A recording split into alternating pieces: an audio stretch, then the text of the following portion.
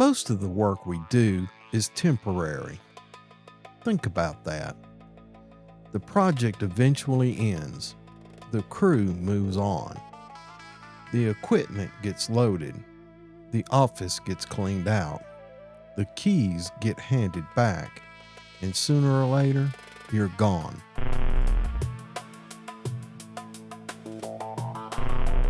Construction makes that reality especially obvious. We arrive at a place that may be nothing more than dirt, steel, concrete, or an old structure waiting to come down. For weeks, months, sometimes years, that project becomes part of our lives. Then one day, we pack our tools and leave. But here's what I've learned. You may leave the job, but your reputation doesn't always leave with you. People remember.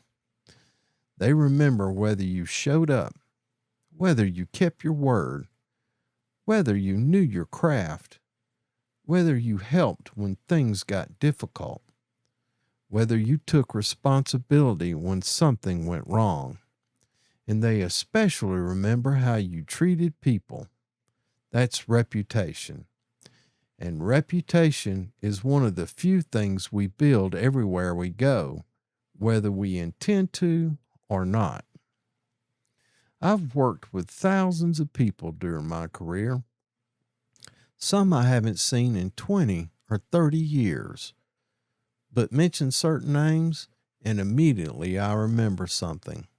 Good hand, dependable, could figure anything out, excellent operator, great superintendent. I'd work with him again tomorrow. Think about the power of that. Decades later, the work has disappeared. The project may have changed completely, but the person's reputation remains. Unfortunately, the opposite is true too. Some names produce a very different reaction. But that's the thing about reputation. You don't get to write it by yourself. You write the first draft through your actions. Everybody who works with you helps write the final version. Today we talk a lot about personal brands, social media profiles, resumes, titles, credentials.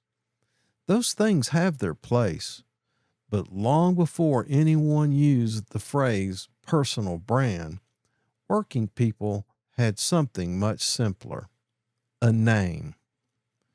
And your name meant something. If somebody said, "Call Charlie, he'll get it done," that was a resume.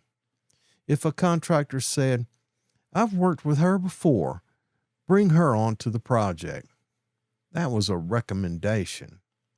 If a foreman said, "Put that young man with me, he's willing to learn," that was opportunity. Your reputation traveled ahead of you, and it still does. Here's the beautiful part. You don't need wealth, status, education, or a fancy title to build a good reputation. You build it through ordinary things. Show up when you said you would. Do what you said you would do. Admit when you don't know. Learn. Help the person beside you. Take responsibility for mistakes. Give credit when someone else has the better idea. Leave the work better than you found it. None of those things are complicated, but repeated over a lifetime, they become character. And character observed over time becomes reputation. There's another side to this that matters deeply to me. Your reputation isn't only about whether people think you're good at your job. It's also about how people felt working beside you. Were you the person who taught the apprentice? Did you encourage someone who was struggling? Did you listen when a subordinate brought you an idea? Did you share what experience had taught you? Did people become better because you were there? Because eventually every one of us reaches our last project. There'll be a final meeting, a final toolbox talk, a final problem to solve, a final time we put our tools away. And after that, what remains? Not the title on the door, not the company truck, not the hard hat covered in stickers. What remains is what we built into other people. That's where reputation begins becoming legacy. You know, there's something humbling about construction. You can spend years building something magnificent, and nobody using it 20 years later will know your name. That's okay. The purpose wasn't to become famous. The purpose was to build something worthy. And perhaps that's a pretty good philosophy for life. Do good work even when your name won't be engraved on it. Help people when nobody applauds. Teach what you know even when you receive nothing in return. Because meaning doesn't require recognition. Meaning requires contribution. So wherever you're working today, remember, the assignment may be temporary. The project may be temporary. The position may be temporary. But every day you're building something that may follow you long after the job is finished. Your reputation. Build it carefully.